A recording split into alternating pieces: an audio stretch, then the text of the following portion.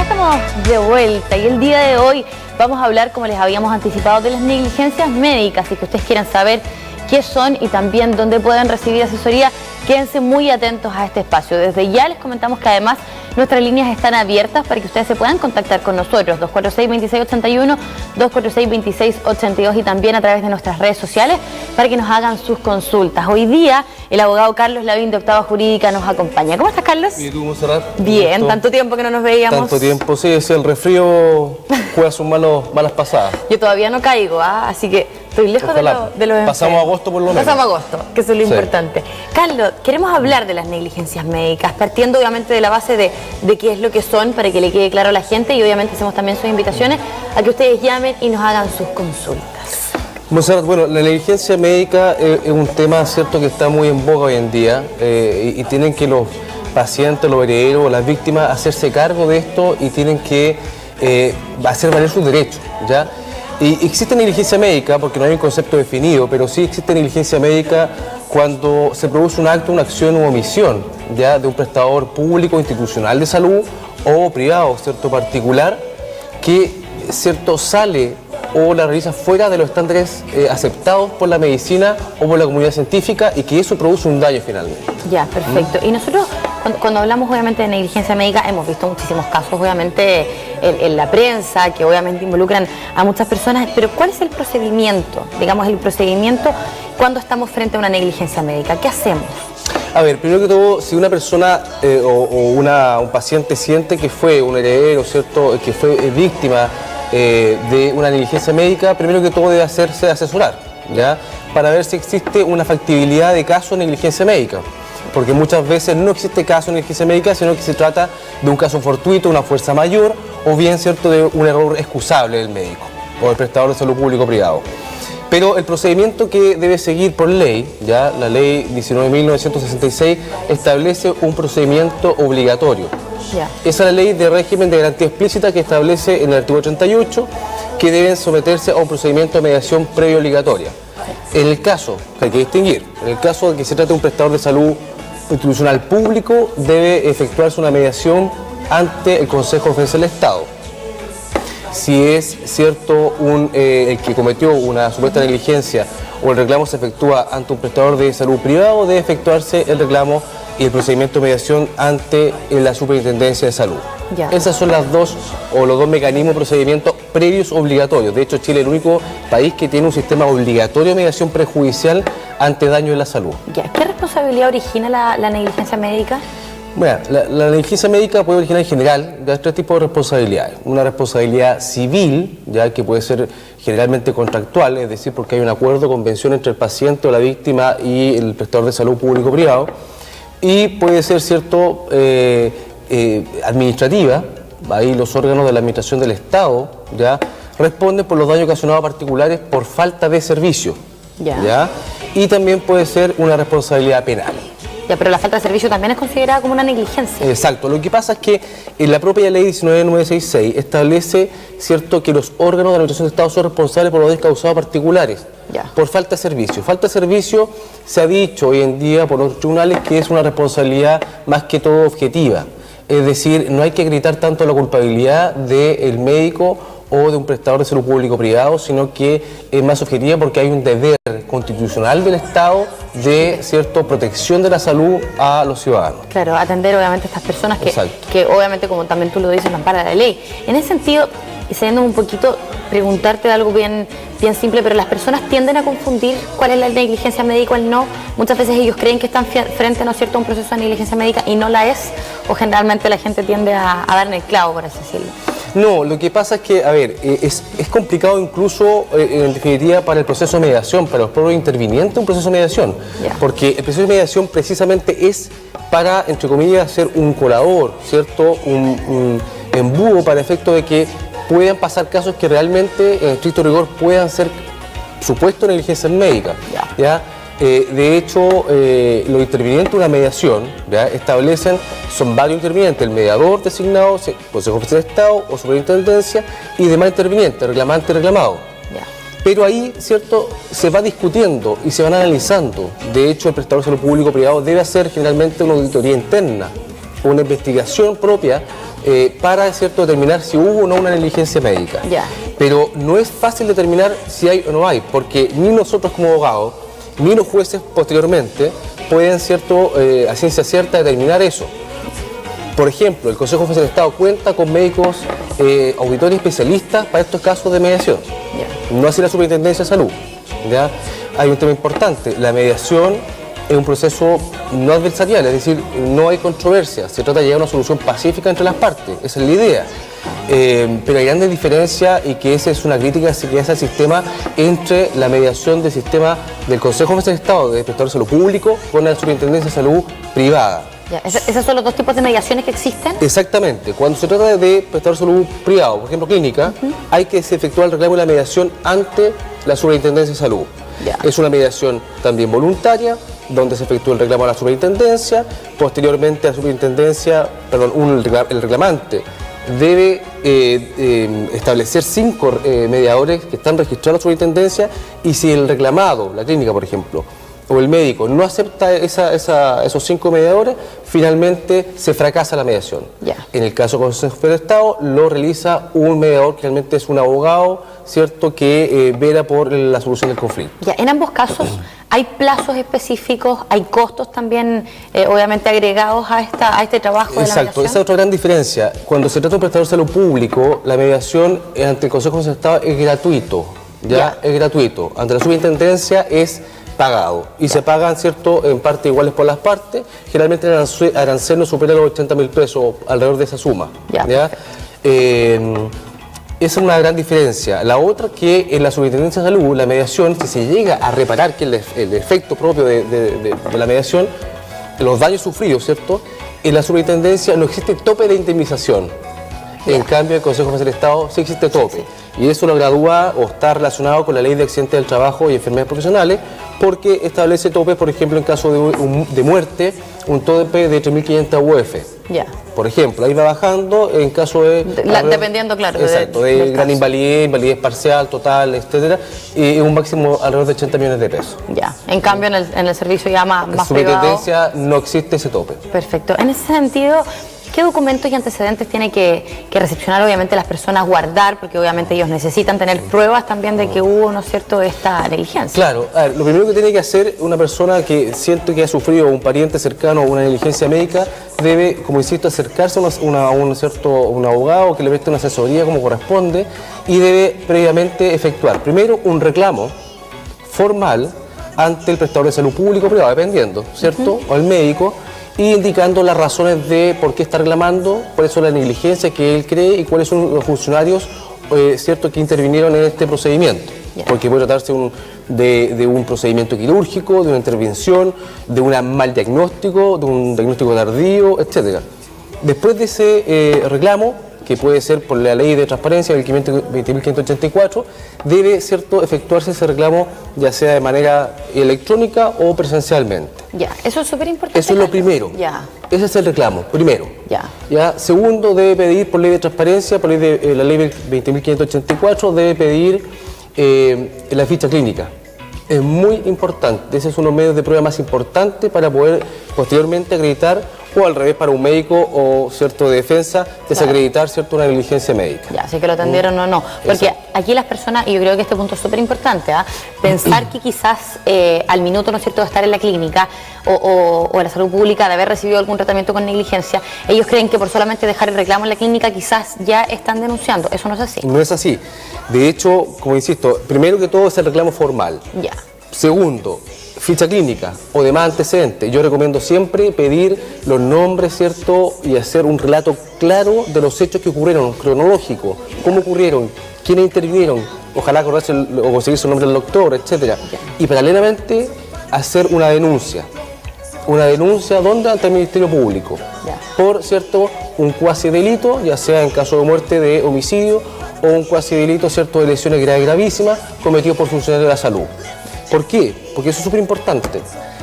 En forma paralela, yo siempre, por lo menos lo que yo aconsejo, es que se haga en forma paralela una denuncia y posteriormente una querella criminal asesorada por un abogado por estos cuasi delitos que, ¿cierto?, por imprudencia o negligencia temeraria del médico o tratante que produjo la negligencia, Porque con una denuncia y una querella se pueden obtener muchos mejores resultados frente a una mediación o incluso posteriormente, cuando se frustra la mediación, que habilita para demandar en un juicio civil. Ya, perfecto. Una querella criminal, una denuncia va a permitir, por ejemplo, que el Ministerio Público recabe antecedentes, como cuáles. Puede recabar antecedentes a través de pericia, a través del Servicio Médico Legal, pericia, ¿cierto?, especializada respecto a si hubo o no lesiones, qué tipo de lesiones, qué discapacidad produjo, ¿cierto?, etcétera. Y pedir diligencia de precisa investigación como la toma de declaración de las mismas víctimas o herederos o testigos o de los imputados. Entonces hay una serie de... sirve como una base para obtener medios de prueba. ¿Te fijas? Y finalmente para tener una prueba pericial y que es así, hoy en día las diligencias que hace el Servicio Médico Legal o bien Policía de Investigación de Chile son gratuitas, a diferencia, ¿cierto?, de tener que hacer esas mismas diligencias periciales ante un juicio civil. Claro, y eso es necesario que lo haga, digamos, la persona que está afectada, o pueden ser terceras personas, puede ser un familiar que presenció alguna negligencia médica. La denuncia sí podría hacerlo un tercero, ya un familiar. Pero para precisamente querellarse, uno puede querellarse respecto a un funcionario o el prestador de salud público, privada o contra la institución, ¿ya? Porque recordemos que un prestador de salud puede ser institucional o puede ser individual, claro, ¿ya? Pero la querella criminal generalmente se interpone siempre contra alguien en específico, ¿ya? Pero también contra quien resulta responsable, porque producto de la investigación desformalizada que se produce, ya por el cual se delito que se trate, se van recabando ese antecedentes y posiblemente el día de mañana no sea uno o dos, sino que más los involucrados. Sin duda. ¿Y en qué materia penal está esta querella criminal? ¿En qué materia? Sí, ¿en qué materia penal y qué finalidad también y objeto cumple esta querella criminal? Esa finalidad, bueno, el objetivo es, como te decía, recabar pruebas.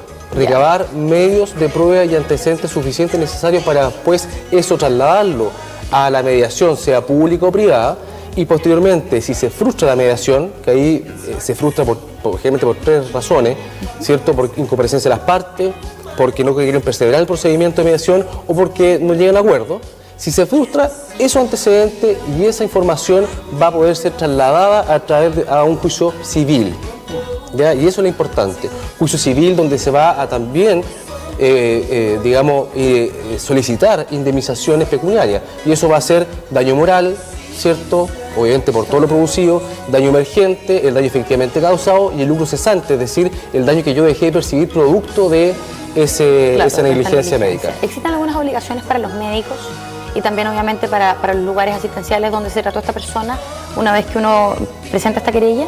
Sí, a ver, en general las obligaciones para todo prestador de salud público privado, ¿cierto?, es realizar esa prestación de acuerdo a la Lex Artis. Mucho se habla de Lex Artis, ¿cierto?, que en realidad es realizar una función de acuerdo a estándares básicos o por lo menos aceptados dentro de la comunidad científica o médica, ¿ya? Si ahí, ¿cierto?, no operan fuera de eso, obviamente que existe una negligencia, una imprudencia, una impericia, y eso debe ser reparado, ¿ya? Por lo tanto, en definitiva, eso corresponde. Ya, eso es como obligación, porque saliendo un poco, hubo un tema, y hubo un caso justamente acá en nuestra región, en el hospital regional, que salió esta semana de una persona que, por ejemplo, él dijo que no se le había dado el diagnóstico correcto. Entonces ahí, obviamente, uno sí piensa en negligencia médica, aunque a pesar de uno siempre cree en negligencia médica cuando se equivocaron, ¿no es cierto?, en una, no sé, intervención quirúrgica, etcétera. Ahí sí hubo negligencia médica, pero por parte de los doctores que lo recibieron dijeron que ellos no estaban dispuestos incluso a recibir esta querella porque ellos sí habían entregado. Mira, lo que pasa, hablando de la obligación, generalmente las carreras profesionales de larga duración, que son profesionales liberales, ¿cierto?, incluidos nosotros tenemos obligación, como los médicos, obligación de medios, que se llama, no de resultados. Es decir, nosotros como los médicos tenemos que tener y ocupar todos los medios necesarios para poder obtener, ¿cierto?, el mejor procedimiento, el mejor tratamiento, la mejor, resultado, pero no el resultado mismo. No estamos obligados a eso. ¿Ya? ¿Por qué? Porque hoy hay muchos factores, condicionantes que interfieren o que están entre medio y que no depende del médico. ¿Ya? Ahora, lo que tú hablas, perdón, es quizás del error de resultado. Ya, perfecto. Del error excusable. Es decir, ¿cuándo se puede excusar, entre comillas, un prestador? Podría decir, cuando generalmente de acuerdo a la literatura clínica ya de los casos, por ejemplo, de intervención que de 100 intervenciones de una operación al nervio X se produce el 90% de riesgo de que se corte algún nervio, eso puede ser un error excusable, porque existe un gran porcentaje que exista ese error, no que exista negligencia. Ahora, distinto del caso, por ejemplo, de la cirugía estética o con lo que se llama, ¿cierto?, satisfactiva. Es decir, aquí no se trata de una enfermedad, de un tema terapéutico, sino que ya lo que se exige, yo estoy pagando por un resultado. No hay una enfermedad por medio, no es terapéutico. Entonces, por lo tanto, lo que se exige aquí es un resultado máximo. Claro, si ese resultado no se entrega, uno se puede querellar al respecto. Está Pamela en línea, que nos tiene algunas consultas. Pamela, buen día. Hola, buenos días. Hola, buenos días, Pamela, te escuchamos. Mire, yo tengo una consulta que me llama la atención. Mi mamá murió hace varios años atrás, nosotros en el hospital de Coronel. Ella ingresó por un cuadro en su pierna. Se le prestó una atención mediocre, se le reclamó por la situación a los paramédicos, a los médicos tratantes. Mi mamá fue trasladada de urgencia al hospital regional y ella finalmente, después de 3 meses, falleció. Bueno, la historia, para hacerlo corto, ella falleció por una asepsia generalizada, porque ella se sufrió una rotura en sus intestinos, a la cual nadie prestó atención en su minuto, y de lo cual ella presentaba evidencias por los vómitos, qué sé yo, sino que la respuesta de los médicos y de los paramédicos fue que ella ingresó al hospital por una situación que era una erisipela en su pierna, y eso es lo que se le iba a tratar y nada más. Bueno, como le reitero, ella falleció por lo otro. Además de eso, ella sufrió escaras en sus talones, en su zona sacra, lo que finalmente la falleció. Le produjo todo eso, una sepsia, qué sé yo. Se recurrió a un abogado. El abogado hizo una demanda ante el servicio, nos hizo ir a la justicia, al juzgado, firmamos todos los hermanos. Después siguió, dijo que no se consiguió nada con eso. Se iba a hacer una demanda civil, por lo que recuerdo. Se fue a una mediación con el médico. Cuando estábamos en esa mediación, en la oficina, el médico me amenazó y hasta el día de hoy yo no tengo idea. Perdón, retomando todo esto, yo llegué a tribunales porque el abogado nunca se manifestó con nosotros. Yo lo empecé a llamar, no me contestaba y al final no supimos qué pasó con el abogado, que nunca lo encontramos. Sé dónde trabaja, pero no he querido ir porque realmente ya pasó tiempo y sufrimos harto con esta situación. Pero el tema es que qué pasó realmente, cómo se puede saber qué realmente ocurrió con el caso de mi mamá, si supuestamente estaba en la ley, estaba en la justicia, si había un abogado de por medio, y si por ende, además yo fui a tribunales, busqué la causa y me dijeron que eso estaba archivado. ¿Cómo pudo pasar todo eso si había un abogado de por medio? Llevándole ficha clínica, fotocopia, testigos, reunimos todo. Y quedó en nada. Y eso siempre ha sido mi duda. Bien. ¿Qué pasó ahí? Carlos, ¿qué hace la pregunta? Pamela, buenas tardes ya. ¿Pamela? Sí, le escucho. Quería saber, Pamela, ¿cuándo ocurrió esto? ¿Cuándo ocurrió el hecho, digamos, que ocasionó la muerte de su madre? Esto tiene que haber ocurrido harán unos 8 años atrás. Ya. Aprox, porque realmente ya nadie quiere acordarse de lo que ocurrió. Ya, y se inició, me dices tú, un juicio civil de indemnización de perjuicios por negligencia médica, sí. Y además se inició una querella criminal por el mismo hecho. Sí. Ya, y el respecto del juicio civil está archivado y obviamente se terminó esa causa sin ningún resultado. Exactamente. Y ya, y la querella criminal, ¿se llegó a algún acuerdo? Ninguno, porque en el minuto que yo estuve con el médico en la oficina, con el mediador y el abogado que me estaba representando en ese minuto, solamente él me dijo que yo no tenía idea quién era él y que tuviera cuidado. Ya. Mira, Pamela, y después no se supo nada más. Pues, lamentablemente, sí, te contestamos. Sí, Pamela, muchísimas gracias por llamarnos. El abogado Carlos va a contestarte inmediatamente en línea. A ver, Montserrat, yo no puedo obviamente saber qué es lo que ocurrió en cada causa, en la causa civil o criminal. Lo que sí es que lamentablemente ya han transcurrido 8 años de ocurrencia del hecho y lamentablemente existe obviamente una prescripción de la acción. Entonces habría que ver, la prescripción de la acción es cierto el plazo para que tú tienes para interponer una acción judicial. Ahora, generalmente prescriben el plazo de 5 años, cierto, las acciones civiles de indemnización de perjuicio, y ya estaría transcurrido el plazo, por un lado. Salvo que habría que revisar la causa, ¿cierto? Porque la acción de prescripción se suspende si es que ella interpuso alguna mediación previa.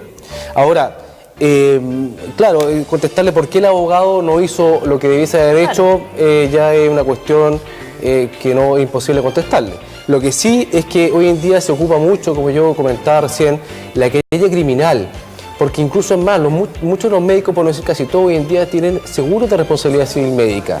¿Ya? Están asegurados los médicos, precisamente para efectos de poder, ¿cierto?, reparar a la víctima en caso de alguna negligencia inexcusable. Ahora, la querella criminal es re importante, no solamente, como te decía antes, como medio de prueba, sino que también para poder llegar, como decía Pamela, quizás a un acuerdo reparatorio, que se llama la salida alternativa del procedimiento penal, un acuerdo reparatorio o bien una suspensión condicional del procedimiento donde se establece una suma de dinero específica, por ejemplo, para poder reparar y así se termina todo en ese momento. Pero ellos no llegaron, digamos, a ninguna No llegaron a nada. Entonces, al final, existen varias vías. Mediación previa obligatoria, si no se frustra, juicio civil y paralelamente una querella criminal. Ahora, el por qué no se efectuó lo que debe ser realizado, ella no podría contestarle eso. De todas maneras. Y Carlos, en el caso, pensemos en un caso favorable, digamos, donde hay negligencia médica, donde efectivamente se dice que sí hubo, ¿cuáles indemnizaciones pueden haber hacia la persona? ¿Hay indemnizaciones por daños morales, por daños patrimoniales? ¿Cuáles son? Y generalmente el juez debiese considerar varios factores para determinar, ¿cierto?, una indemnización. Pero entre ellos, obviamente, la edad de la persona, ¿cierto?, los herederos que dejó, si por ejemplo tenía hijo o cónyuge, también la gravedad del daño, las condiciones, ¿cierto?, que fueron modificadas producto de la negligencia médica futuro, varias circunstancias, y eso va a determinar un daño moral, es decir, la aflicción, el menoscabo que produjo no solamente a la persona, ¿cierto?, sino que también a la familia que dejó. También un daño emergente, es decir, lo que efectivamente se produjo, por ejemplo, los gastos médicos totales que se gastaron, que muchas veces dejan a la familia obviamente en bancarrota por la cantidad, ¿cierto?, de dinero que tienen que pagar por hospitalizaciones o tratamientos. Y por último, el lucro cesante, es decir, la cuantificación de cuánto, por ejemplo, una persona en su plena actividad laboral dejó de trabajar y dejó una familia con hijos, y puede haber seguido trabajando y haberlo remunerado y haber mantenido esa familia. Ya, perfecto. ¿Te fijas? Y en el caso, por ejemplo, de los derechos de un paciente, una vez que esta persona obviamente ingresa, ¿no es cierto?, al servicio público o al servicio privado para atenderse, y a uno, antes de, por ejemplo, una cirugía quirúrgica, le entregan un papelito donde uno tiene que firmar, un tipo de contrato de que si que te pasa algo, responsabilidad tuya. ¿Uno se puede negar a firmar este famoso papel? Sí, pero ahí obviamente que cualquier responsabilidad que vaya o cualquier negligencia que vaya a ocurrir el día de mañana puede ser usado en contra porque no firmó ese documento. Ya. Porque el consentimiento informado, que se llama, ya, esa es una obligación del médico, del prestador de salud público o privado, otorgarlo. Por regla general, el consentimiento informado es verbal, salvo que haya que ser intervenciones quirúrgicas o alguna intervención invasiva. ¿Ya? Ahí debe ser en forma escrita y ahí debe informar al paciente en forma completa, dice la ley, veraz, o sea, verdadera, comprensible y suficiente todo lo que se le va a realizar, es decir, la intervención, el tratamiento, el postoperatorio, los riesgos que puede sufrir y la alternativa de tratamiento que pueda tener. Ya, o sea, eso es lo que uno firma al final. Exacto. Y en teoría uno no debiese negarse, pero muchas personas, claro, tienen miedo a firmar este supuesto consentimiento. Exacto. Porque al final te culpan a ti de que tú, digamos, permitiste que te hicieran esta intervención. Exacto, pero lo que pasa es que eso no es que uno se lave, ni el médico, ni el prestador público, privado o público se lave las manos con ese consentimiento informado o al revés la paciente, ¿cierto?, puede decir con esto, no, pero es una mayor seguridad para el paciente. Por eso es que regula derechos y deberes para los pacientes. Perfecto. Carlos, también está Carmen en línea, que nos tiene algunas consultas. Carmen, buen día. Buenos días. Hola, buenos días, Carmen, te escuchamos. Me cuesta un poquito de hablar porque no hace mucho tiempo que me pasó esto. Mi hijo lo hospitalizaron y fue él internado por una bacteria que tenía en su columna y tenía 4 vértebras comprometidas de su columna. Y resulta que mi hijo me lo tuvieron 17 días en neurocirugía y dentro de la primera semana se suponían que tenía que hacerle una biopsia para ver qué bacteria le tenía a su columna.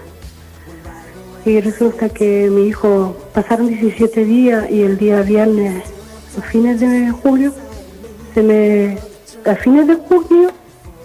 agravó. No le hicieron su biopsia que tenían que hacerle. Y ese día, viernes en la noche, se agravó, lo tuvieron que subir a la UCI. Y en la UCI llegó y le hicieron la biopsia de urgencia a mi hijo. Y después resulta que a mi hijo le encontraron una masita en el tórax. Y según el doctor me dijeron que esa masita la habían removido y había salido un líquido. Pero mi hijo, cuando le hicieron la biopsia yo llegué el día sábado temprano en la mañana y vi a mi hijo que estaba ahí. Una enfermera me dijo: mamita, no se preocupe, está así porque está reaccionando de la anestesia de la biopsia que le hicieron. Resulta que mi hijo después, yo estuve con él un ratito ahí, después bajé para abajo porque las visitas de la UCI son de 4 a 6. Y resulta que bajé después para abajo y esperé a mi esposo que llegara después para subir a la visita del barrio. Ya mi hijo le hablaba a mi esposo todo eso, pero resulta que el día domingo, el día del domingo, mi hijo se me agravó más. Supuestamente le subió un líquido al cerebro y le extrajeron el líquido al cerebro y ahí mi hijo quedó en coma. Yo por lo menos no pude alcanzar a hablar con él ni verle sus ojitos abiertos, nada. Y el día miércoles 5 de julio mi hijo falleció. Y eso mi consulta. Bien, Carmen, estamos, la verdad, complicados por el tema, por lo que te sucedió a ti también. Abogado, ¿quiere hacerle alguna consulta? Sí, Carmen, buenas tardes. Primero que todo, sensible fallecimiento de tu hijo, pero una pregunta que es importante: ¿cuál fue la causa de fallecimiento finalmente, la causa de muerte de tu hijo? Es súper largo lo que dice el certificado de defunción. Sí, algo del cerebro que le subió el líquido, lo que entiendo yo, pero es una cosa muy larga.